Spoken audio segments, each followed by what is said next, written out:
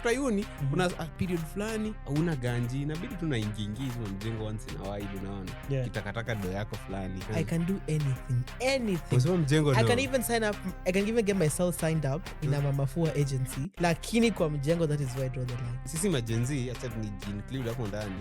There's some embarrassment unaona ukitaka kufanya some odd job. Mimi kwangu the way I view life and I view business and stuff.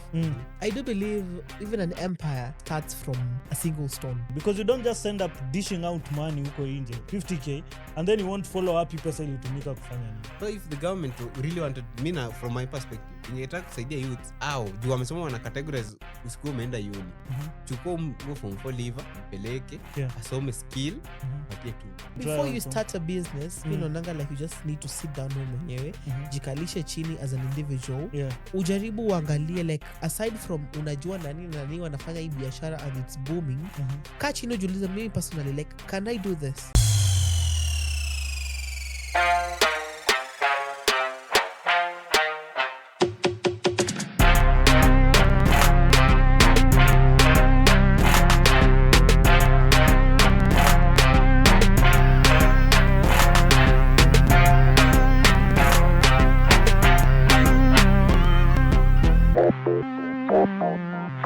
Hello all, welcome to yet another episode of the Ideal Corner podcast. Timo ini episode 52 bro kanaenda kakienda very soon watu watashtukia tu tumefika 100 and moving hiyo episode 100 sijui we should do something special in that. Hata ya 50 bado we are still planning. Niko sure maybe in the next week, 1 week kama 2 weeks at least schedule itakuwa imefunguka man. So itakuwa easy. Lazima tuende tuchape ingine nje man.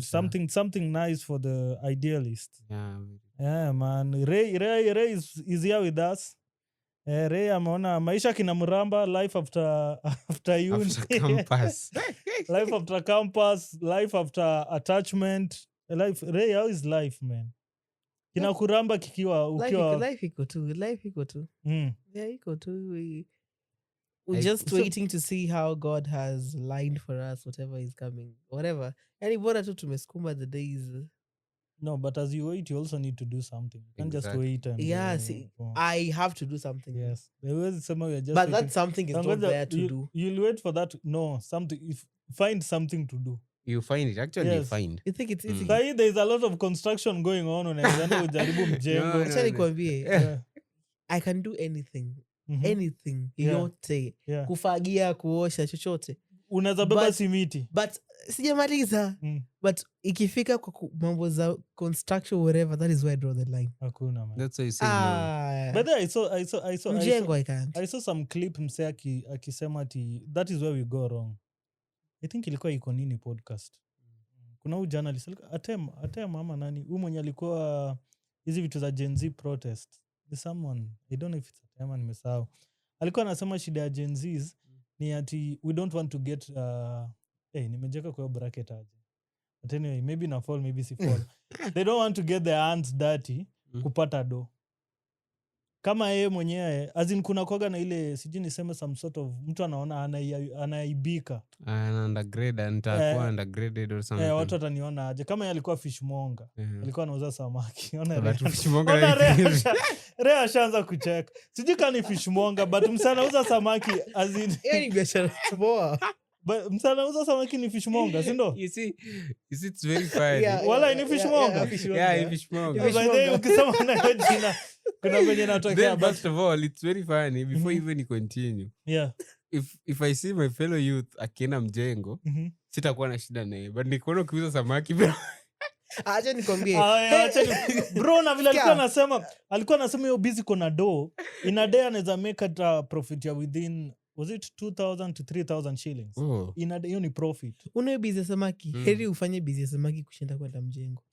Hata mjengo iko shida ya mjengo ni mjengo utalipwa kitu ka 500 nusu ya hiyo pesa itaenda kwa lunch na transit na dawa uache dawa lakini I can get my hands dirty with anything any job but sasa kwa mjengo Oscar, you don't know me that well. Why do you don't know me that well? Because number one, your mjengo, it's very, very hard. Unaona? na najijua mimi mwenyewe. I know I can't do it. You must do the hard stuff, man. Kwa mjengo nimesema ujanisikia nimesema I can do anything. Timo ushapiga to mjengo. get my hands dirty but Paka si mjengo. Unaona kati mwadi hepa. Walai. I ran away. Mbona? It was so what's the matter with the power? Mimi nimeona tupa imekaa mikarudi but hopefully clips bado zitakuwa yeah. Bro, so I was in form 3. Each time there's this person where we were staying, yeye ni wanaitwa aje contractors. So tumefunga chuo. Alikuwa anajenga nyumba fulani Riat, area za Riat. So anasema mimi nimechill tu na chiligi tu kazi ni watch movie. So kuna day nikutana naye hapo tukaongea akaniuliza by the way kuna nyumba anajenga huko Riat, like anajengea msee, yeye ni contractor tu. Si tuende huko kulage hiyo 500 ya kila siku. Nikupeleke huko kulage hiyo 500. So nikaenda. Cheap labor. Hiyo time sikuwa na simu. Mtoto bado ni underage. Underage. Pesa ni mingi. 500 tujui ufanyie nini. So I went first day. And ilikuwa nyumba ya mawe. And that Riat place, so hizo mawe, like they don't even buy mawe. Wanachimba tu hapo juu iko hapo. Bro, now my work was, ilikuwa hill. Nika steep hivi. Wanachimba mawe huko chini. Kazi yangu ilikuwa ni kuzitransport hapo chini hadi juu mahali wanatengeneza nyumba. Crazy. Bro, that job was so mi kuna day nimeamka asubuhi naenda mjengo. Kufika hiyo roundabout ya Mamboleo. Nikajiuliza, do I really want this? Bro, that shit is hard. Nikasema no, I can't go. Nikazima tu simu bro. Nikachill kwa nikaenda kwa base fulani ya watu wa pikipiki. Nikachill hapo like hadi kitu lunch time, nikaingia hoteli nikakula. Mimi nikarudi home manze. Bro, saa hiyo 500 ya the previous day ndo ulitumia kukula na transuka sama hai. Let it be, man. Kujenga the nyumba ya mawe thing, bro, it takes... Ukienda hiyo mjengo, yataka kaa uko na hiyo nguvu manze. Ama siwe ni pasa. Then kuna mama fulani, I guess huyu jamaa alikuwa anatengeneza boma yake, then akaleta mtu from Ushaga kwe... Foreman. Ama nini? No, si foreman. Caretaker. So kulikuwa na caretaker hapo na nyumba yake. So bibi ya huyo caretaker was the one cooking for the mjengo people. Na alikuwa anauza food chwani. Na hii food yenye nauza, bro, mama anakupea ugali ingine like big food mingi. So unakula after lunch, huwezi fanya shit. Lakini tumeona semanga ni mzee bana. Vitu umepitia kwa hii dunia. You're not young, man. You're not young. Me ain't young. Yeah, so mi nasemaga at least mi nili experience that phase bado nikiwa high school. So hata nikitoka high school, nikiingia uni, mi hizo ni vitu nishakuwa already dunia ishaku nini. Exactly. So hizo ni vitu zimepigi na shock. But after uni, kuna period fulani, una ganji, inabidi tu naingi hizo mjengo once in a while, unaona. Kitakataka do yako fulani. So hiyo huwezi hepa. Unajua ile niko high school. Nikiepa, mtaenda niombe mamangu so ama buda or hapa umemaliza uko nje. Ujua tu uombe nani. Exactly. So uko watu bebe mawe aje. Itabidi umebeba ili upewe hiyo do. I guess ni face lazima kila msee tu apitie. So hata Ray, itabidi tumepitia hapo. Ndio nimesema I can do anything. Unasema mjengo no. I can even sign up, I can even get myself signed up in a Mama FUA agency, lakini kwa mjengo that is where I draw the line. Najijua I can't do it. Mjengo. Kuna Mama FUA agency mingi. Walai. All around there. Kuna Mama FUA agencies. Okay, so like Mama FUA, okay, not Mama FUA, there's also Baba FUAs. So as long as you know you can FUA, you can go. Like mtu, and it's like a person, like kuna very many people. So like me mwenye nezalisha Mama FUA agency. So women all over and men all over wanakuja to the sign up kwa hiyo agency yangu. And I get people's contact. So like nataka mtu anifulie. So I send you there. You get paid. Then like I get my share from your payment. And I feel that is more secure than mtu tu kubisha kwa mlango wako randomly and then you let them. So like tuanza kuja kwako then like ule mama ulituma alinibia ama ule baba ulituma alinibia, unaona sana like you know I sent nani and nani, so nitatuma. So you have your own records. Unasema I sent this woman ama this guy to this specific house. Alifanya hivi na hivi, alilipwa hii amount. So from this amount, so like una pesa inakuja then I cut my share then nakupea yako. So it's just something. So when you broker, when you middleman. Kituka hiyo. Timo tuanzishe Mama FUA. Uko ready kufua? You at least uko na mse moja Ray ako ready kufua. Niko ready kuosha, kufua, kupika chochote. But Mama FUA au kapitia bro. So imagine mimi nimeenda kufulia mse. Then a man like me and tupie boxer yake hapo shwali. You just do it because you want the cash. Boxer mimi siwezi fua. Some people do. Hata wewe mwenyewe unafuliwa man kupatiana tu boxer is crazy. Do you know actually world kuna watu crazy. Kuna someone who are shameless. People are shameless. Mama fua amekuja na kupea tu boxer kamisi. Anakutupia all those things na kupea na fua. Na hapa you have a problem. Bro, you want man. Bro, kupatiana unafuliwa boxer aje. Kuna watu wenye wako shameless. Anakutupia tu hapo. So imagine mimi ati we have a mama fua agency or baba fua. Nimeenda kufulia mama fulani and then ananitupia like a pants or something. I know. Na acha tu hiyo job na. Acha nikwambie, as long as I know I'm going to get something good out of your pesa. Jamani nakwambia nipe omo na brush nitafua. Hiyo kamisi, hiyo bike or whatever, even the bras. Leta nitaosha. Bado ziko. Kampuni ya kamisi ya kuanguka. Kampuni ilianguka ni kampuni ya biker.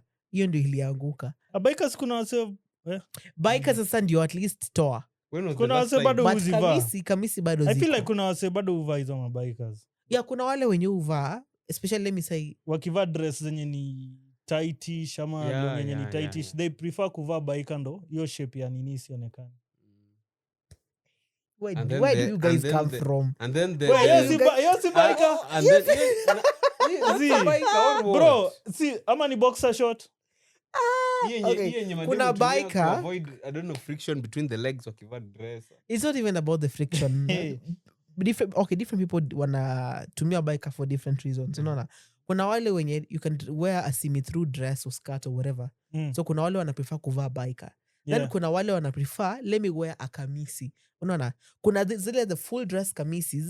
Then kuna the half. Ushaona hizo vitu uinja kivaa. Then kuna the half kamisis. So easy half kamisis. Kamisi ni kamisi bro. Okay. Kuna hizi okay. Watu wanaita kamisi, si ndio? The usual that term tunajua ni kamisi. Then kuna wale wanaita lining. Unaona? So you can have a dress. Hata uipeji na fancy aje bado. Unakwambia kwa nguo za saizi. They don't call it kamisi. Una ile ni ya chini ile kamisi. Sinajua hiyo trademark. Hii part ya chini hiyo. Unajua tu ni kamisi. So they don't use it nowadays. Wanatumia tu this upper part kwa lining ya nguo. Unaona? So sikuizi watu wavai kamisi because nguo za sahi mtu anakushonea nguo ama you buy a cloth that already ndani ya dress ama skirt iko na hiyo lining. So una hiyo stress ya kuvaa kamisi or to hide your light isipite through. Unaona? So you don't have to wear all that. Sasa sahi they don't do kamisi, they don't call it kamisi, lining ya nguo. Unaona? Unless you want your clothes visible, utatoa your lining.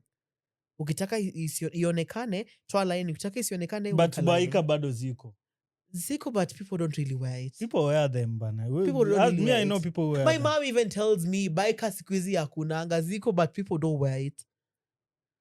Crazy man. Timo sisi tunajua zina exist. Yeah, but guys very soon so mmoja mnafunga mama fua agency. Itabidi. I'm signing myself up. Itabidi. Mkipata tu mtu just call me.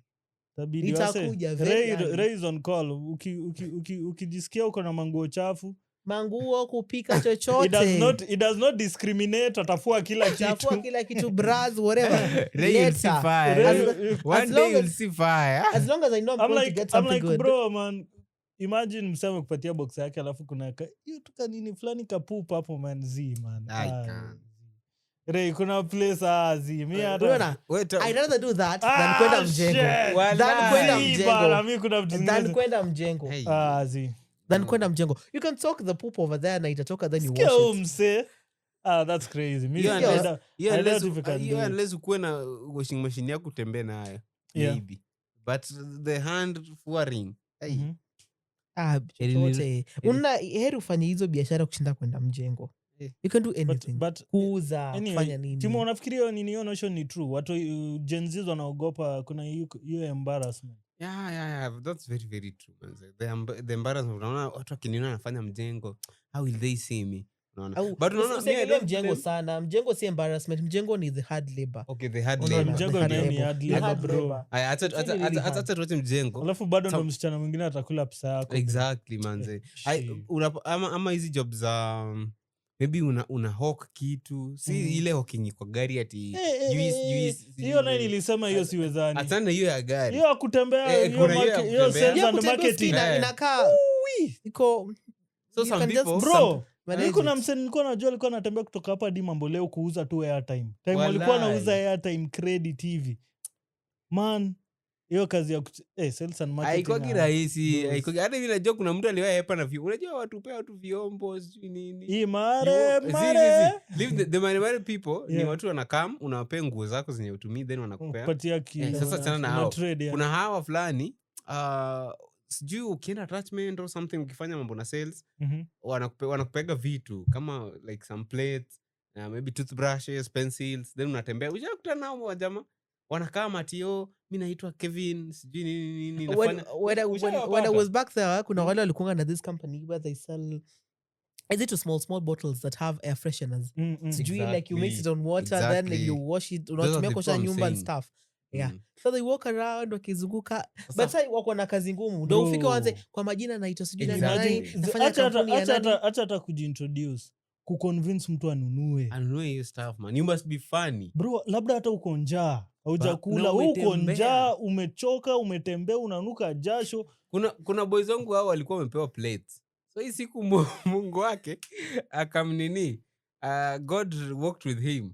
Aliuza vizuri na shatembea how many weeks without anything. Upewi hata food upewi hata allowance ya lunch or transport or something. Yeah.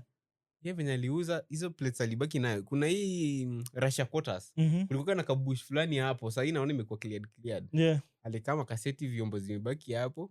Ile ganji yako nayo kwa mfuko and that's how the boy left. Akaenda. Hizo vyombo hata yeye angepeleka home. Sasa mbona alimchosha? Umeshabeba hizo vyombo ni vitu tunaona kila alafu kuja dispose. Mimi hata hiyo naenda tu kwa hoteli na naambia niko na sahani. Exactly. Hata hiyo ndio kitu mimi nilikuwa namshow. Si ungepeana hizo vitu. But ni kitambo hiyo ni time akiwa ndaimaliza high school stuff nini hapo. But it is Gen Z sisi ma Gen Z acha ni include hapo ndani. There's some embarrassment unaona ukitaka kufanya some odd jobs unaona ati wale watu wakiniona watasema hata ukiona mtu unasoma na unasikia tu jifiche. Usieke all Gen Zs. Okay, let me say most. Leo hujajipata kwa situation. Oscar nakwambia. You don't know me that well. Bro, you don't know me that well. Hujajipata kwa situation nimejipata in that situation. Acha nikwambia hata mtu anitoe sahi hapa. Tuende soko tunakwambia I can sell. Mimi naweza uza, mimi siwezi ona aibu. Acha nikwambie coming from an African household I know nothing comes on a silver plate. I have to work for it. Nipeleke soko sahi, nipeleke nipe samaki niambie chwero samaki, nipeleke kwanza kwa sectors za mabraza nini madhe chukua bra nitavani wauzie skirts nitavani wauzie. Unaona we are in Africa. Kuna mimi niliwaiona itakuwa mtumba man. Kuna mimi niliwaiona ati niliona classmate wangu akichoma mahindi. So mimi nakaa ameniona nikikaa makatoka mbio. Ajuda kumuzia kumbe mimi nimeenda kumuzia maka. But hata kama unauza maka mwenye anachoma mahindi ni crazy. Actually it's so crazy. So imagine wewe sasa unachoma mahindi and then classmate unacheka watu kuchoma mahindi. Unaona nikisema kazi ni kazi unacheka watu kuchoma mahindi. You see you guys kuchoma mahindi is crazy. Acha nikwambie usikimi zatoka sahi na nitembeze uji na githeri. Hayo si mbaya. Kuchoma mahindi. Si unachoma tu wewe na kara yako na yoyo kachuma hapo kuchoma mahindi yako. I'm trying to imagine a classmate atinikatia mahindi. No, that's very odd. Hiyo hapo naweza kuwa na question mark mingi kwa kichwa. People have different paths in life, unaona? Utapata your path that yako ni kuchoma mahindi. Acha nikwambie si hata your path, unaona? Like maisha inaendea too differently. Utapata yours went okay. Unaona mine didn't go as planned. Unaona sikuwa na otherwise nikamwa let me choma mahindi and get a living from it. Hizo ma 2020 at least I can go back home ninunue unga na ninunue mboga. Timoto acha kucheka. Unajua tunacheka tunaongea from a privileged point. Ile siku utajikuta unauza utachoma mahindi.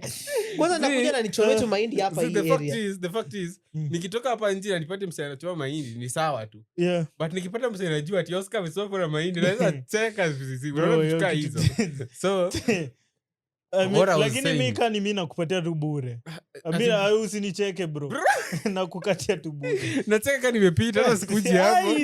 Nacheka nimepita. Hiyo ni mbaya. Yeah, because what I was saying ni we fear to do such stuff, the people watatujudge, unaona. Yeah.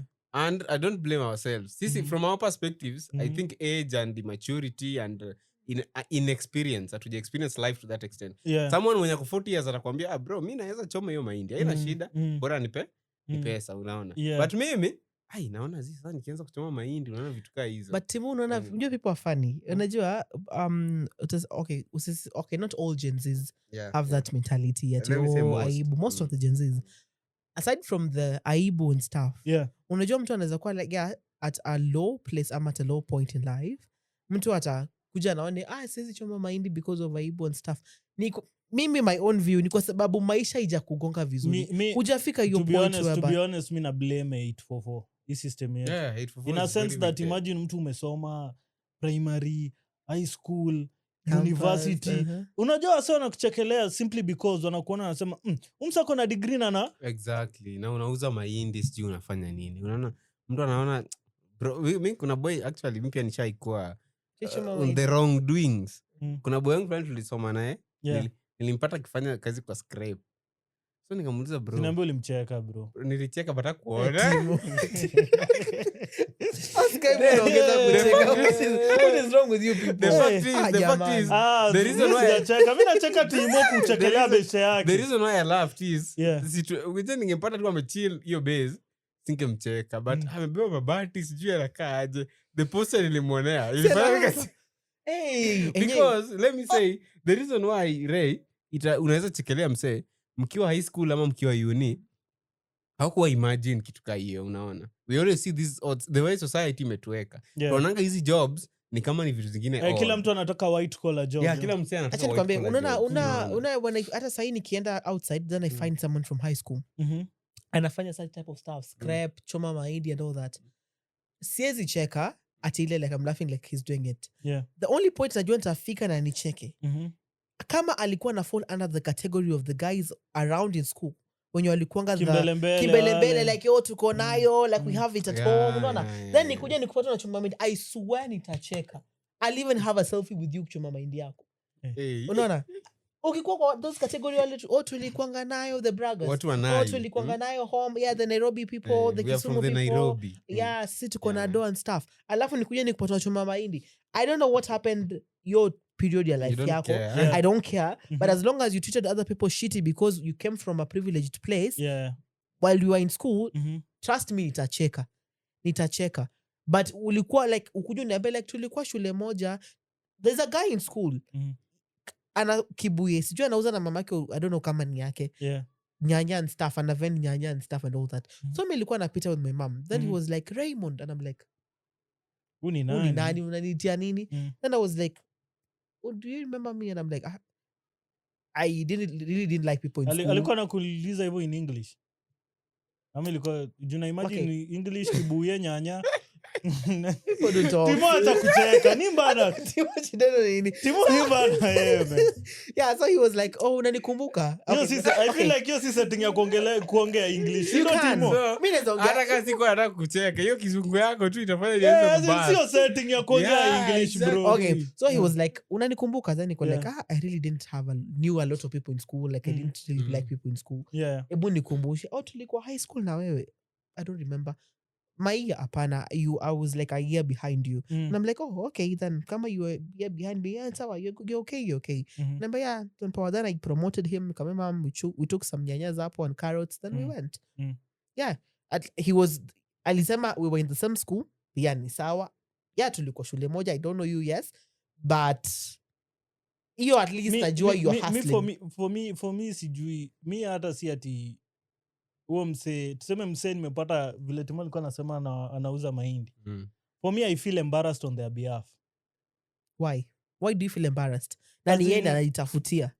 As in, me feel tu yani man, after hii vitu zote zenye umefanya and then umefika hii point, it usually doesn't, sijui kama ni kukua embarrassed ama ni tu sympathize na mse. Actually that's just sympathize. Okay, sema sympathy. But before sympathy lazima tutacheka man. Mbona ucheke?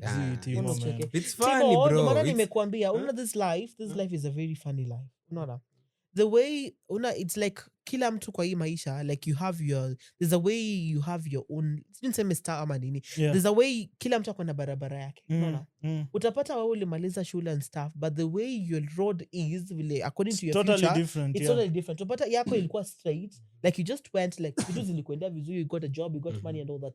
Then my road ilikuwa kind of tricky. Corners nini mamawe portals and all that. No, Anyola pia wako hapo katikati. Wamekanyaga graumba. Then utapata umefika hii level like you're 30, he's 30.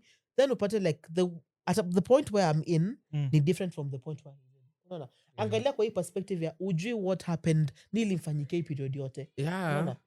I guess hiyo na unajua actually hata kuchikilia msee back on your mind unajua tu ujui kitu jamaa amepitia but hiyo at the back of your mind it comes after unaona ukichill tu ndio unaanza kufeel by the na hata nini timu bado utacheka tu. Okay, kucheka na lazima mimi lazima nitacheka bro. Lazima ongeze life. Huu ni mtu tulikuwa tunapiga naye kelele high school, tumepitia mingi nini. Mimi na yeye tukiwa high school tulikuwa tunachekelea watu wanauza mahindi. Nikupate wewe unauza mahindi. Lazima nitakuchekelea at some point unaona. But now when we sit down tuanze kuongea maybe hapo tunaweza sasa uanze ku understand story ya msee bro me. What's really happening? Na ulikuwa ushacheka. Kucheka having a laugh with someone pia simple. It's just like someone not with someone timu amesema nitakucheka ndio mimi naweza imagine ile umepata mtu anauza mahindi alafu umeanza kumchekelea alafu yeye pia anakupoint unacheka. Actually the reason why you laugh hata yeye atakumbuka. Hiyo nimekubaliana nayo lakini si ya timu ati I laugh kando then I come to you like pretending like mambo. Nikikuona wa kwanza na bado hujaniona. Naweza tunakaa place na kuchekelea vizuri. Timu ya weekend bana. Sasa tunaanza kuongea manze. Yeah. Unauliza msee wewe ulijipata aje kwa hiyo? Ulijipata aje hapa manze? But it's crazy man. I think na vile sahi pia hizi formal employments zinaenda zikipungua. Yeah, formal actually zinaenda zikiisha. Must learn to get our hands. Tuchome mahindi. Ikifika point we have to choma mahindi, just choma hiyo mahindi. Unachoma ngapi? Don't be afraid. Unachoma ngapi? But vitu kama hizo pia ni profit. Unapata unachoma ngapi upate profit? Acha nikwambie, unaona Oscar, not everyone out here is akifanya bees. Ati kama kuchoma mahindi. Let me give an example. Kuchoma mahindi. Not everyone is after profit. Unaona? Kuna tu mtu ako home like he amechoka. He has a family, he or she has a family. Anataka tu ya kumsustain. Bora amepata hiyo 2020 kafika 100 akanunua sukuma ya 20, nyanya ya 10, mafuta ya 20 whatever na unga hata 150 in a day. Bora my family can eat and we can call we call that a day and we wait for the next day. Afadhali. Not everyone looks at it kwa hiyo point of view ya profit. Kuna wale mimi nataka pesa like nimeanzisha hii biashara serious iko na doni nini. I want profit. Unaona? Kuna wale like I don't have anything. Sina mtu nitaomba. Wenye nitaomba watanisema whatever, they won't help me. Kuna wale like I don't have anything totally. Sina. I have kids they have to eat. Hawaendi shule, yes. Hata kama waendi shule, but let them eat. Unaona? I won't let my kids die of hunger because I can't do anything. Chukua kara yako na mahindi yako, go choma. Umepanda mahindi at the back of your house. Choma. Hiyo mahindi like at least kwako utaona umepata profit. Nilinunua mahindi nikapanda, nimetoa mahindi. Kwako unaona like nimeuza mahindi but I've gotten my profit. Choma lakini usikutane na timu. Unajua utacheka. Timu wala timu atacheka. I don't know. We have model like it's easy sijui but ukipatana na jamaa wako akifanya such stuff kama kuchoma mahindi, mimi naenda mchekelea. It's very funny. But ukipata jamaa fulani mwenye amegeuka pedi, it's very funny how utamchekelea. By the way, society imekuwa so upedi. Unaona upedi yako tu sawa. But ukiona jamaa anachoma mahindi anajaribu kusurvive, unacheka. So unajiuliza bro, but that's how society is manze. Unaona? So crazy, such jobs sijui tunaziona sijui aje. Lakini my youth pia man, if you know you are 29 and below. History ya Nyota Fund. Umechekio nini? Hii yenye una apply and then they call you for verification. Wanakupea support. Bro, verification pia ni crazy. Ile shit ni crazy bro. Number 1, 29 and below. Number 2, ufai kuwa umesoma university. Walai, that's the part nilishtua. As in umejana mimi nilikuwa nisha apply such stuff. Mimi nili apply tu for ile wakitangaza phase 2. You watu wa phase 1 nilisikia walipata. So naanza kusikia hizi terms sasa baadaye verification kiwa karibu. Hatifai kukanyaga uni sijui. Sasa hawa watu wanataka kufungua biz. Sasa kama ulikanyaga uni because of sponsorship and stuff, You didn't pay it yourself. I think they see it Kuna from, wale the parents paid na kuna wale wenye hata walifika tu and they didn't even finish. I think they see it from the view of we tulikupea help tena unataka nyota, si unaona vitu kama hizo. But I make sense. I make because sense, to me I make sense. Msa amefika from 4. See, I'm just asking. Do you think they have the mind to run a business well? Exactly. Especially kama hajatoka kwa familia. But kama hajatoka kwa familia yenye walikuwa na hiyo biashara na nini. Itakuwa ngumu kwake. Some do, yes, but some do. Hata kama ni business, of course ni small scale. Haiwezi kwa ile yenye ulikuwa nasema sasa yenye most of the time they don't look at the profit. Because I think maybe gava pia nataka tu watu wa kuchoma mahindi wakuwe wengi. Mimi sijui. The first of all ni 50. Si ni 50k? Ni 50k. Actually, if the government was what business can you start with nothing 50k yenye itakuwa profit vizuri? Hakuna. But I think unaona mimi kwangu the way I view life and I view business and stuff. I do believe even an empire starts from a single stone. Unaona? Yeah. It starts from hiyo tu ka block ulinunua ya kwanza. In as much as hiyo 50k inakaa kidogo. Okay, to you people inakaa kidogo. Unaona? No, from the business perspective si kidogo, but from a startup, from a startup 50k ni kidogo. Sakuzi the moment step out of nyumba utatumia like 5k. Imeenda tu.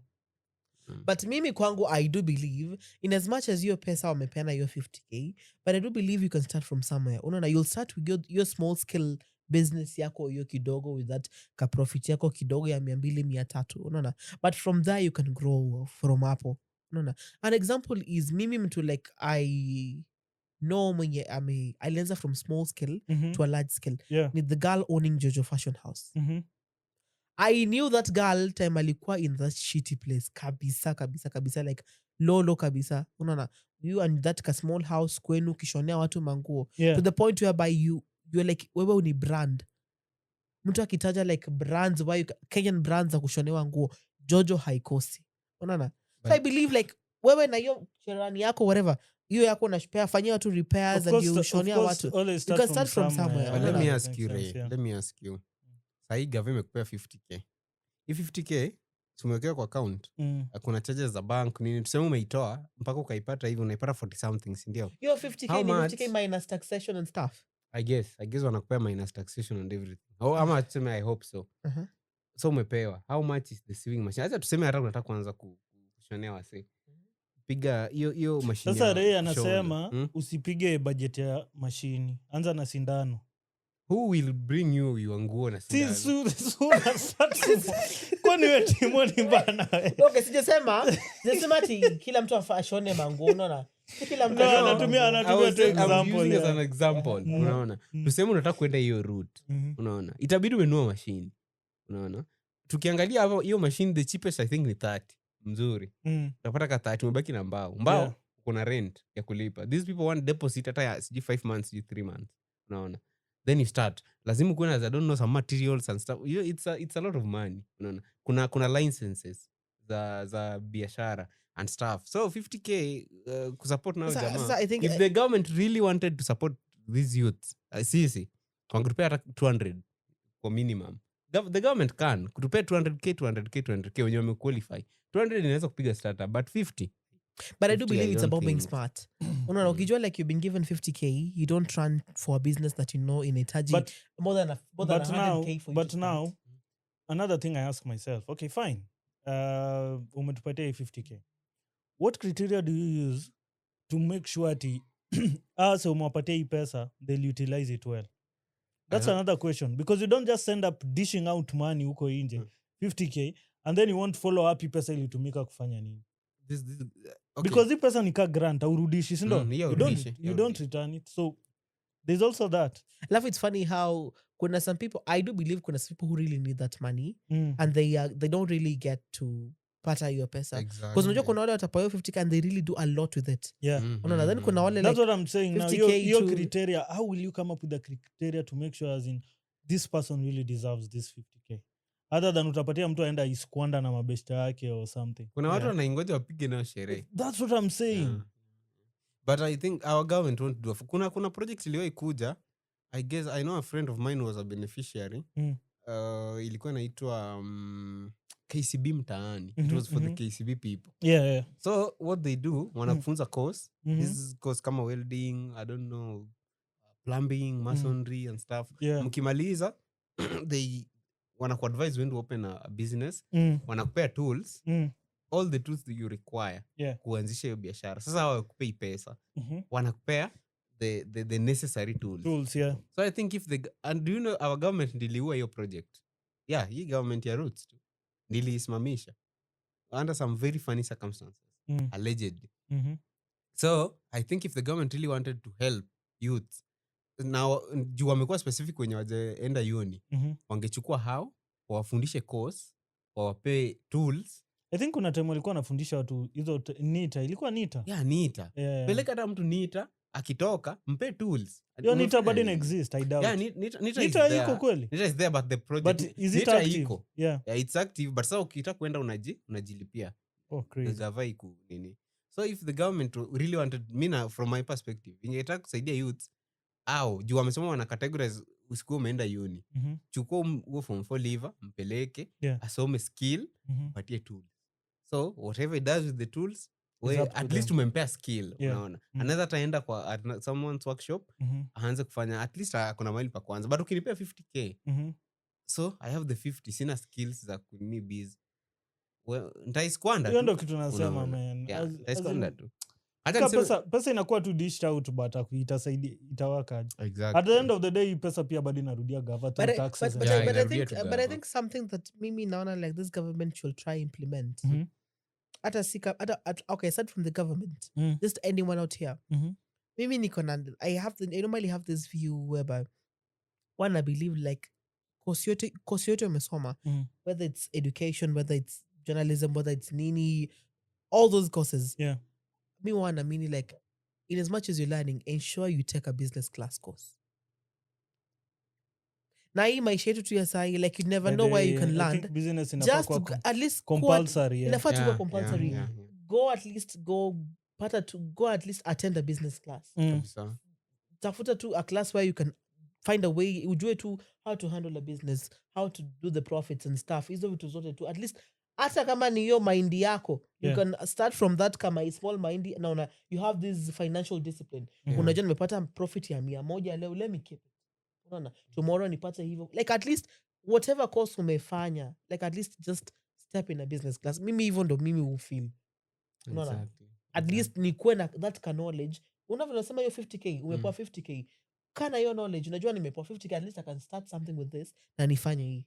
Yeah. At least wanajaribu. If you have the knowledge is very very good. Because kila kitu Kenya side it's business. Yeah. Kila mahali ni business. Unaona? I believe wajaribu tu like at least hata si kama waiki like wewe as an individual just strive ufike a point where you attend a business class. At least ujifundishe tu like history na business na do iko aje, at least niko na hiyo basic knowledge. Sile advanced but at least niko na ile. I feel like our people wanafungua business ati juu ile nini ya Oscar inafanya vizuri, Lesto ya Oscar acha ni as in kila watu wanataka tu copy paste everywhere. Exactly. It's just a matter of copy pasting. Umeona msami hiyo kitu niliajiuliza, as in tuona mtu anauza hapo chips ama kuna M-PESA yake, unaona nyewe ni M-PESA umse ina work fit. Wewe pia hapo kando yake unataka tu ufungue M-PESA. Yours won't run kama hiyo yake. I think business, we should learn business. That's the thing. I don't know why if you do feel this story business stuff inakuanga very funny. Okay, see I don't know, see beliefs or anything, but mimi who believe like kuna vile people are gifted differently. Yeah. People are gifted differently. Nyota ya watu ni tofauti. Unaona? Utapata mimi like niko na hiyo like utapata mimi niko na hiyo nyota like kuanzisha hotels. Like I can nianzisha hoteli like niuza ile serious. Yeah. Like kila siku my hotel is full. Anzisha hoteli yako itamuka within 2 days. Unaona? Na timu atakuchekelea. Tutatuma timu kuchekelea. I mean, me aside from your stuff na like people learning, I do believe kuna vile people are gifted differently. Utapata me I'm good with story na business like hoes and stuff. And you're good at like entrepreneurship and stuff. Something different from what I'm doing. As in it's like we are just supposed to complement each other. See ati sasa ukiona ina work for me, sasa you wanna try. Yeah. But I do It's believe not bad to try before you also. start a business, mi naonanga like you just need to sit down we mwenyewe, jikalishe chini as an individual, ujaribu uangalie like aside from unajua nani wanafanya hii biashara and it's booming, kaa chini ujiulize mimi personally like can I do this? Like is it in line with who am I? Yeah. No, ama who I am. As in si kukimbilia Because tu at the end of the day, I biashara. always feel like there's always a voice inside you yenye nakuambia kitu unafaa kufanya. Yeah. You just have to listen to it. Exactly. Kuna tuka hiyo voice yenye nakuambia bro, do this thing. Some of us tend to ignore it. And then Baadaye kisha ndio kuramba tunaanza na nilijua nilikuwa najiambia tu, yeah. There's always a voice. Yeah. Hiyo kitu ilikuwa inakwambia Just learn to listen to the it. voice, yeah. That's the only thing I can tell people. Anyway, sasa there's a report that imetokea juzi. A new sociological report suggests that millennials, those born roughly between 1981 and 1996, might be the last generation raised with a strong sense of moral discipline and structured ethical values. Rea shaza tukucheka. Such topics, yo. According to the report, millennials scored significantly higher than Gen Zs and Gen Alpha in areas such as personal accountability, respect for authority, work ethic, and empathy-based decision making. Wow. So researchers attribute this to the unique social transition millennials experienced, growing up in an analog world with traditional moral expectations before social media and the internet blurred the lines of authority and moral guidance. Munafikiria aje kuhusu story nyinyi kama ma Gen Zs? I differ with that report. I do differ with it. Of course, Gen Zs what are different. The report is against them. I think the people who have done that research wamekata to change with times. Yeah. Times have changed. I'm really, really happy you said that statement. Because I think our generation we don't give the fuck, manze. It is what it is. Yeah. The millennials na hao wengine, they were like, they consider their steps. Before nifanye hii, ule atafeel aje. It's like walking on eggshells. Exactly, wako so cautious, unaona. Us, we don't care about kama nafaa kuenda mbele, mi naenda mbele, unaona. Unaona hiyo the whatever you're saying. Yeah. I can brand it as an I don't give a fuck attitude. Mimi according to me vile ninaona like this age and whatever iya nyuma. The reason I said like ni millennials see ba. Okay, you're millennials. Walipitwa na ile respect tunasema. Okay, respect tunasema. Respect I do. Watu wa nyuma, watu wazeze wa nyuma. Then nachana na sisi wa sai. This current fresh man. Okay, una watu wa nyuma, I said something sometimes back. The difference between my generation and the generation ya kitambo, the millennials. Yeah. Generation ya kitambo based on vile nimeona huku nje is a generation that ilikuwa inataka sana relied on people's how can I put it, opinions like there's a word I'm looking for, like ilikuwa inataka validation or what. Yes. Hiyo generation ya kitambo needed validation from people for them to move. Unaona nifanye hii, I need like other people nani waone ama like watasema nini ama watafanya nini, unaona. But sisi hii generation ya sasa hivi ile tuko, this is my own life, unaona. You only live once, unaona. And personally mimi mwenyewe I can't live a life where I naishi maisha just to please people, unaona. Naishi maisha just to see nani ameona nimefanya kitu mzuri, or this group of people see that I'm doing this, at least I'm doing something in line with what they want, unaona. This is my life. Kila mtu you're only gonna live once, Oscar. Yeah. Timo, you're only gonna live once. Na ukiishi a life whereby unataka kushinda tu like, oh, nani ataniona aje, nani atuna nimefanya hii aje, Timo atanichekelea nilichoma mahindi. I mean, do whatever you want to do. Atafuta kitu ingine. Don't give a fuck about what they say. Unaona bana mtu ataona like, oh, it's like you I don't care attitude. Like, see, I don't care attitude. Yeah. When you live this life trying to please people, utaumia. Because the people you are pleasing behind the closed doors, they're doing shittier things more than what you're doing. And the difference is yako iko open, and theirs is hidden. Exactly. So like whatever you want to achieve or whatever you want to do, whether they see it as bad, whether they see wanaona like, oh, mbona unafanya hivi, I mean, you do you. Do your be thing. you, be happy, fuck them all. The society, like we're living in a very fucked up society whereby like mtu anataka ufanye kitu that pleases them. Unaona? Fanya hii because we are happy. It's supposed to until do. Until generation ipitwe na wakati, there's nothing we can do. Exactly. Because we exist. It's fortunately or unfortunately to not exist water at the same time. It's unfortunate, and not then, even fortunate. And then these Gen Zs grew up, kulikuwa na internet, kuna technology imekam. But now these generations huko nyuma, hao walikuwa tu. Exactly. And I think hakukuwa na technological advancements, hakukuwa na nini. So people want to, I think it's just a matter of learning to coexist with one another. Hiyo tu. See ati sasa millennials want to force Gen Zs with to be like them. Yes, and Gen Zs also want to force them. Exactly. Kwa your point, it's the millennials' point of view and our point of views are totally different. That's what I'm saying. Kabisa. So inafaa tu kukua peaceful coexistence. Me, that's all. Like you do what you want to do. Yeah, that's all. Whatever you people are used to, let us do whatever we're used to. Hope your report it's so independent. It's not government. You know that law yenye watu wanataka kupass. It's independent. I think ilifanywa na ni global what? Global Institute for Behavioral Studies, yeah. Because you know they did it in more than 31 countries, including 19 in Africa. No, it's not government because there's of late kuna hizi statement politicians wamekuwa wakipush around juu ya hiyo bill fulani wanataka kupass.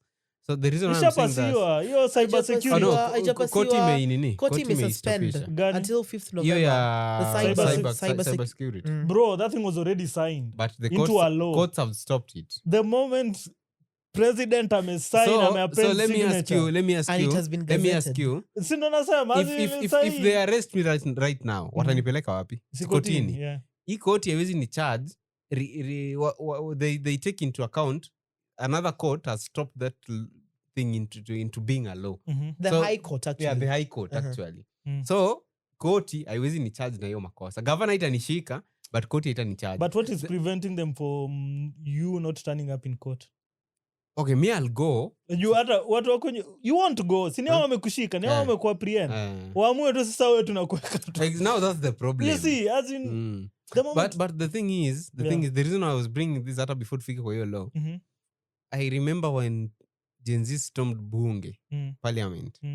I was there with my mom. I was with my mom tuna watch on screen. Yeah.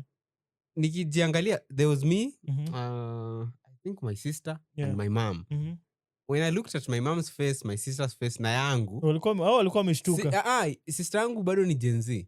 So sisi hatukuwa tumeshtuka such because ni vitu tulikuwa tunaona Twitter. The shock on my mom's face was like alikuwa anajiuliza kumbe hizi vitu watu wanaweza fanya. Hii ni nini hao watoto wanafanya, unaona? For them questioning the government imekuwa like it's a taboo to them. Unaona hiyo si wache wanasiasa watafanya, unaona? So kwa hii generation yetu unaona in different we saw Madagascar, Nepal, siji wapi Gen Z I feel like this is just a wave. It's a wave. Ni kama the Arab Spring. You remember the Arab Spring? Yo ni kitu ka hiyo. So that's where our generation now differs from the previous generations. Na kama nasema kama hii ni Gen Z, sasa the alphas. Hope this war between millennials. Unajua alphas not our keep in check. Sasa nasema hope this war between millennials na Gen Z is transfer now to alpha. Alpha will keep you guys in check, bro. But it is what it is. So long as it's just a matter of acceptance. Gen Zs are actually eye openers. Ata our alpha, they'll keep us in check, yes. But I feel kuna vile Gen Z itakuwa na 90% of eye opening experiences. You will be surprised. Walai, hawa nao watatupiga surprise. You will be surprised. Hapo. Neither things hawa to hii. Mtu ni yangu nashindwa as in, hey man, huwa anafanya nini hizi? Mimi kuna fulani niliwahi na kutana na video yake TikTok. A certain young girl man anajua presidents karibu Africa wote wenye hata mimi sijui. A very young kid. Anajua akasema hawa hata tuachie dunia yao. It's crazy. Before tuingie cyber security law sasa, tuingie mambo ya mapenzi kidogo. Mtuambie kwa nini nyinyi Gen Z mnapenda mademu wetu millennials? So kuna hii story fulani anaitwa Mr. Albi. Unajua nani? Yeah. You know the guy? This big straight guy. Yeah. I don't know if he's mixed. I don't know. But anyway, he was on a pod akasema I prefer millennial women. Gen Z women seem numb and too focused on money. Yeah, that's very true. Hii generation yetu women women our age wana prefer pesa viziki. Pesa than love. Like they prioritize. Please rephrase that statement, please. Okay, I'm saying Acha kusema women, also say men. Utaki pesa? Me I want. Oscar Liu takata. Stop, acha rephrase that statement. Sema men and women of our generation want money. Ray, skia statement nimesoma. Wewe unajua you just want to argue. I prefer millennial women. We are talking about women hapa. Okay, you're talking about women. Lakini vile ameisema, umesikia kile amesema? In this party context tunaongelea. Hii ni context ya women. Ya boy anasema I prefer dating what? Millennial women than Gen Z. Unajua hiyo context nimeelewa, but vile Timama ameisema in this generation of ours, sis wasichana tu skia anaiongelea in the context of relationship. Najua kenye unasema, but kuna vile ameisema. You've not understood it. Kuna vile ameisema. Let me say and then you'll defend them. No, wacha aseme opinion yake. That's his own opinion. The thing is, hii generation yetu mi venye naiona, women in our generation wana prefer pesa. Okay, hata mi na prefer pesa, but mi si prefer them akinipea do. Like, nikiingia kwa relationship, I'm not looking at a girl's money. Kwa hiyo context ya Mr. Albi. Okay, kwa hiyo Mr. Albi. Kwa hiyo context ya Mr. Albi. Okay, let's continue. Compare na ukipata a millennial woman, nikaza like, ku-understand. Anaelewa vitu, unaona. She understands how things should be done. Wetu, sijui ni, I think the influence from Maju, unaona. Do you know westernized? Westernized. No. Do you know where there was this research ilifanywa na nani? It was not an official research, but nituma certain content creators huko US walifanya. There's a high number of baby mamas huko. Like them, they prefer kukua baby mama than kukua in a relationship, because ukiwa baby mama, you know the allowance, you know our US is very strict. Of course. So they prefer that kabisa than kukua ati wako married or something. So hii generation yetu mimi nasemaga it's fucked up. It's so fucked up. Sana those women mimi nitaoa millennial. Sijui naona kama huko ndio naenda. Sema tu unapenda wa mama. Unapenda tu wa mama. Si wa mama. Acha kuiglorify. We love this Mr. Albi aseme tu anapenda wa mama. Okay, Mr. Albi naye anapenda wa mama. Lakini wewe acha kumuongelea, jiongelee. Sema mimi kama Timoni napenda wa mama. Si ati nini wanapenda wa mama. But it's very true. To be honest, you know, being able to engage na both sides, both Gen Zs and millennials. Man, Gen Zs unaweza mtumia tu text asha kulilia shida zake zote. Exactly.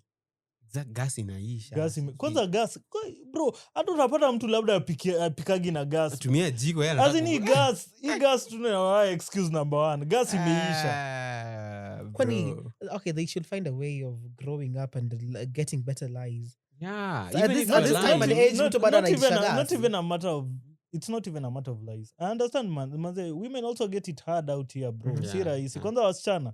Hiyo gender, bro. Wanapitia. Man, unaweza enda room fulani upate mademu bana wana survive tu on Indomies, bro. Yeah, that's very true. So, it's tough, but I'd rather uniambie tu kweli, bro, mimi sina. Yeah. Sina, man. Leo nalala njaa. Okay, unajua kuna wale who genuinely really deserve it, wanataka uwasaidie, unaona. Mimi kwenye najua not all women out here are out for money, like nataka kukutumia, like I want to use it for money, unaona. Some out here, like I see you, then I have this mentality where I see you as my destiny helper, unaona. Hiyo ni crazy, unaona. Ray leo nakupatia shangwe na vigelegele. Ray make point fulani. I think you've been doing your research well now. Okay. Yes. As I say, not all women out here view men like nikikuona view as a bank account or an ATM. Like nikikuona just want to get money from you. Some kuna wale like let me use this guy and get money from him. Like nikule pesa yake, unaona. But kuna wale who genuinely like nahitaji pesa, like sina mbele wala nyuma. I have this idea, I want to start this, I'ma do this, na sina pesa, unaona. Then I meet this guy, like we talk, then I come to realize like, oh, uko na pesa ama you at least you are a point where you have something, unaona. Nitakuja kwako with the aim ama with the target whereby I want you to at least be my destiny helper. at least help me achieve whatever I want. Unaona? See ati like I just want to misuse you, then use the money. So at least, naonanga like inakuanga ile point whereby once you guys sit down together, uelewe the guy's point of view, then uelewe my point of view. Unaona? The same way we can look at this this other way. Utapata like a guy and a girl are dating. Unaona? The guy anaangalia the girl with the point of view whereby nataka kukuoa. Unaona? But the girl anaweza kuangalia with the point of view whereby I just want to use you for like nikule pesa yako. Ama like I just want like the smash thing. Like let's just smash then iishe hivyo. Unaona? Some vice versa. The girl wants like I want this guy to be my husband, the father of my kids. Then the guy like let me just smash you then I pass. Unaona? Like as long as mbona tu mkai tu chini, you guys like ujue like maybe like you guys were talking and stuff, but in the process sisi kuongea, I would just love you to be my destiny helper. At least boost me up, raise me up to reach that level that I want. Yeah, as in just be open from the onset. Niambie tu bro ni hivi na hivi. Mimi naisikupendi ni do yako nataka. Wewe sasa kuenda. Unadhani mtu akikwambia hivi utakuwa unampea hata pesa? Nikikuja kwako na nikwambia mimi bro, me I'd respect that than kujidanganya unapenda msee na ni pesa yake unakula. Hiyo na kujidanganya nayo. But like mtu ameinvest kwako, okay, aside from the financial wise, mtu ameinvest kwako mentally, bro. Physically, kila kitu to emotionally. Nimeinvest kwako with the aim that I want this woman, I want this man to be the father of my kids, the mother of the woman to be the mother of my kids. I want this to work. Like I'm tired of this smash and stuff. Like nimegrow, I want to settle down. Unaona? Inaweza uma ndio. Ufika ile point ati umekuja, you've invested all that your time, years and stuff. Kuna wale wenye wamedate for almost 10 years. Umefika point ukamwambia like I want to propose and get married to you. Then mtu anakuambia no. I'm not ready. No, I'm not ready. Yeah. After you've invested, umemjengea, umefanya kila kitu kwao, you've gone to the parents. But you know when you say it's very hard for someone to come tell you that najua ni pesa yako tu ndio nataka. Bro, me I respect your honesty. Hata sana za kutumia hata dome. Hey, man. I respect your honesty. Unajua, whatever you said is right. Unajua, I've met like guys and girls out here who are just confused ama niseme who are just wako tu. Unaona? Unavile unasema ati let me just be open. Nikwambia like mimi nataka tu do. Hakuna kitu nataka do. I have female friends. Like I deal with female friends. Nimekaa chini with them, like we've gone out on dates and stuff with like tumeenda to like clubbing and stuff and to anywhere these places they go with a guy ama talk online and stuff. Mtu anakutext anakuambia like so tell me like what do you want like between like niambie like ile tu kutalk bro as in kuna I've seen guys and girls mtu anakuambia like I may just want to smash you, then I've seen girls mtu anakuambia like I just want do.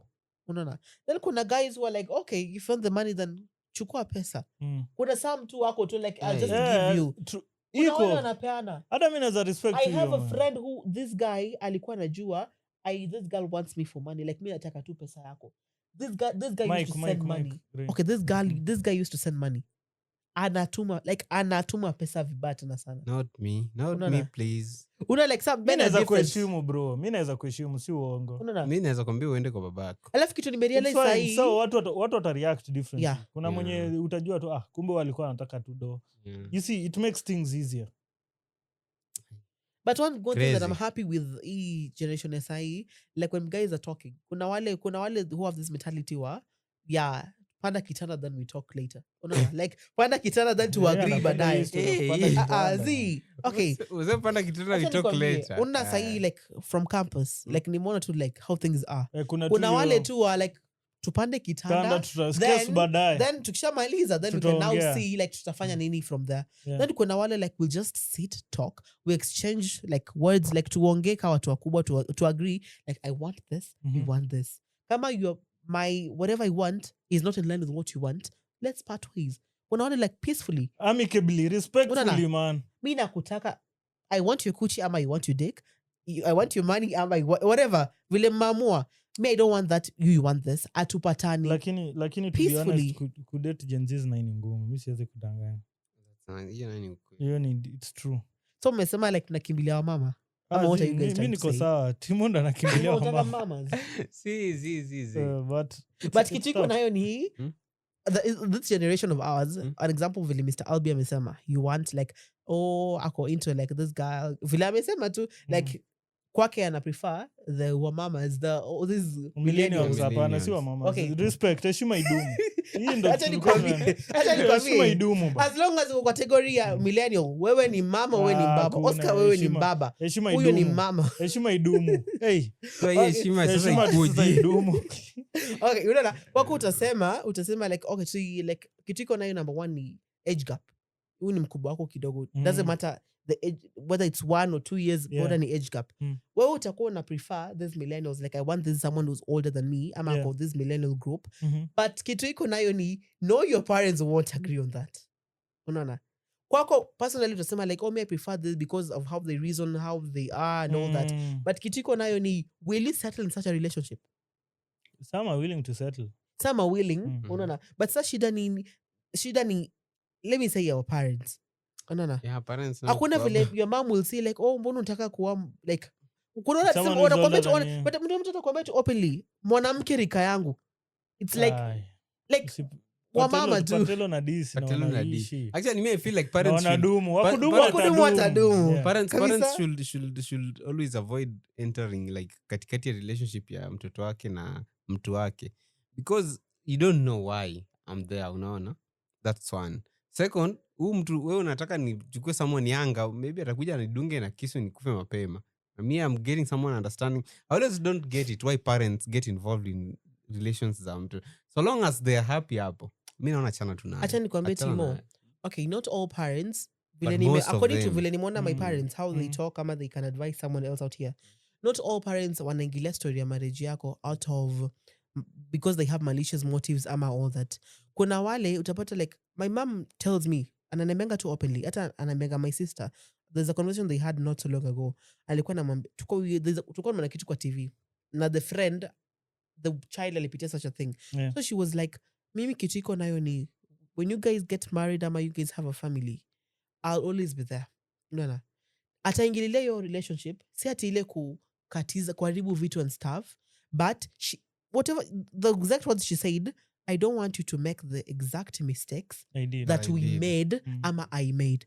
Unaona? Si wazazi wote wataingia kwa relationship, nataka kuharibu relationship juu ni mkubwa wako. Kuna wale ataona kweli huyu ni mkubwa wako, but the way you guys are living is exactly the way she pictured her marriage ingekuwa, ama the way she wanted marriage ingekuwa.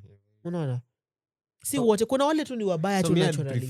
I'll prefer niite kando, tuongee, unipe advice, and then after advising me, now you tell me I let you go. Do what you want. Bro, story ya marriage na ni ngumu. Mimi usema hii conversation ya marriage.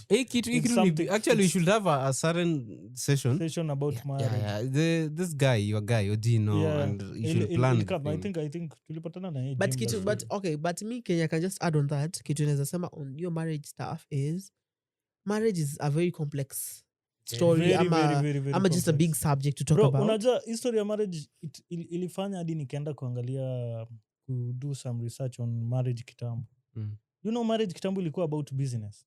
Walai. Who was selling who? Not selling, as in ideally ilikuwa tu ile ya bro na nime network and then we have this ka click tu yetu. So tunataka wealth yetu iende isipotee. So ndatafuta dem mwenye kwao kona do, hata si mimi ndatafuta, unaletewa ni parents wangu dem mwenye kwao kona do, na wewe boy mwenye mko na do, and then muna marry to at least to secure that, secure the wealth. But now the moment watu walianza kuweka emotions kwa hii kitu, sijui nini, that's where we got it wrong. But I don't know. Do in your mind sasa unajua kikako hii marriage unajua bro, wealth yetu iko in line. You can't mess up it. But kitu I had someone say this thing on the internet. Alikuwa anasema, I won't marry, I won't get a girl to marry. I rather die alone. And alikuwa anasema like, alikuwa anapena story, ilikuwa this like, it's like a podcast thing.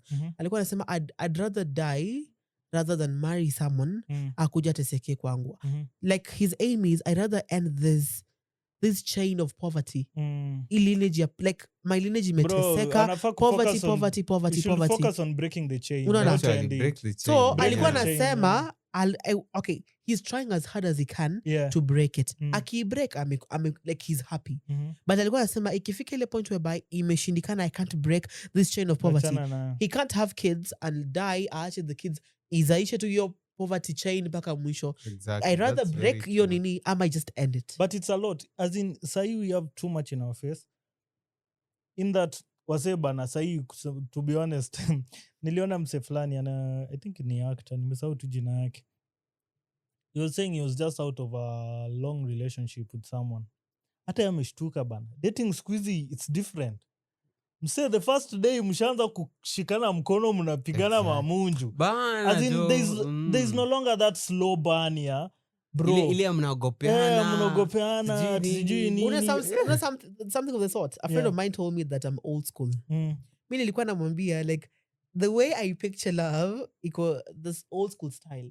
I do believe in dates. I do believe in like taking it slow. Like I need to get to know you first. I need to get you to know your point of view, like who you are, what you want, and listen to what I want. You know, kijemi will believe in. Then they're like, oh, like see my say like we panda kitana like we like iendelee. Unaona? As in watu wamesahau kudate, bro. Yeah. Hiyo iliisha. Manze. It's supposed to be love. Alafu before hata unfold mse fully already mpaka anasema you end up having breakups within breakups. Before hata ujue mtu 2 weeks ushakuwa na breakups sijui kaangapi. Mingi.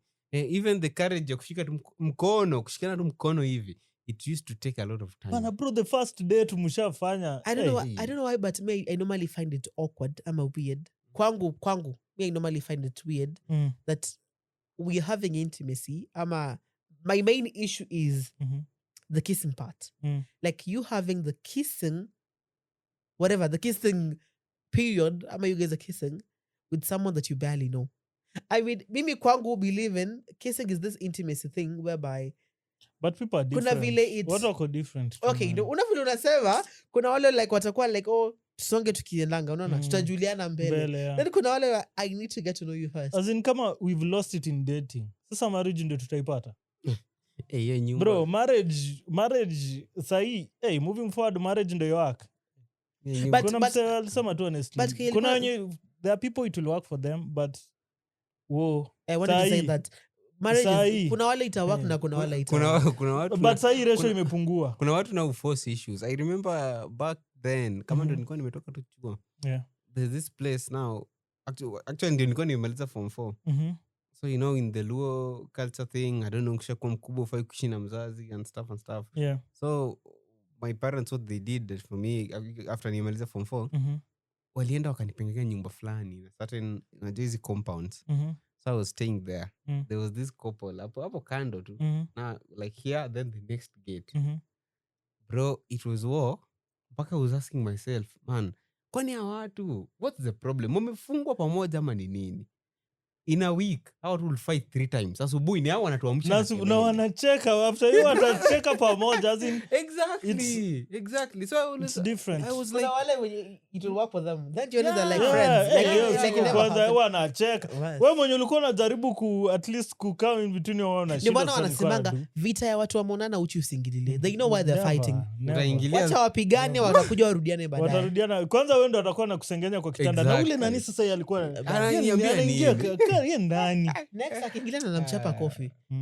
Yeah, so it's crazy, man. I think for the cyber security wacha itabidi tutafute professionals watuambie what this thing is all about. But nimependea na generation yetu sahi the way people have broken it down. Like this law stuff and all that. Kuna vile iko in big books and stuff, we don't get to understand it. But at least kuna people who are learned ama people who understand it more. They come out here and then also there's ChatGPT. They break it down. Sahi ChatGPT nasaidia vizuri. Unaenda tu pale, you can break down 10 points. So even if you don't even know the law, tuseme ujui specific, ukienda tu kwa ChatGPT na waambie explain to me the law that was signed in by President Ruto that is bringing controversy in Kenya right now. Then itakwambia there's this law that was signed na on mimi this niko na date conspiracy theory mingi about that law. Wacha tungoje tu expert atakuja kutuambia. But anyway tukimalizia any parting shot kutoka Niase. Usiuze mahindi. Hiyo stuff haitanimaliza. Ama hiyo kitu na ni crazy. Itaniua. Usiuze mahindi. Usiuze mahindi. Ray. Okay, mimi kwangu is sana it's about people who like something I can say for kids my age, something that nimekuja ku realize a period. Kwangu, I can't say I'm too religious and all that, but I do believe in one thing. The God who took you to school and made you get that diploma and that degree of yours and that certificate of yours. Yeah. I mean, just take things slow. I Give it believe time. Opportunities. everything will work out. Yeah. Unana. And at the same time, nothing comes on a silver platter. Unana. Mahali umejipata, whatever, whether it's You're a there low for place, a reason. mahali umejipata hapo. Stick hapo, at least rise from there. Unana. There's a reason why. Okay, the way my life unfolds is not the way your life will unfold. Just take things slow. Get to understand yourself. Get to understand where you want. Learn from your period. Your period umechanganyikiwa. Learn from it. Make mistakes from it. Learn from it. But by the time unafika like you're older, you've grown, you understand what to get and what to expect out here and how to maneuver through it. I mean, usikuwe na stress. I mean, just let God unfold your life for you. Vile watendali usema punguza stress. Yeah, man. That was episode 52. True. We are out, guys. Bye. News.